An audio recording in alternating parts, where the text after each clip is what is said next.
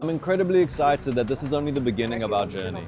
We've covered thousands of homes around the city. We've just finished this project in Khayelitsha, and Lumkani is continuously looking for great partners who are interested in improving the safety and security of our most underserved residents in order to make our communities safer and more resilient against these devastating disasters. Hi, my name is Vanessa from the city of Cape Town. We're here today with Lumkani, having partnered on a campaign that we ran on fire safety and awareness.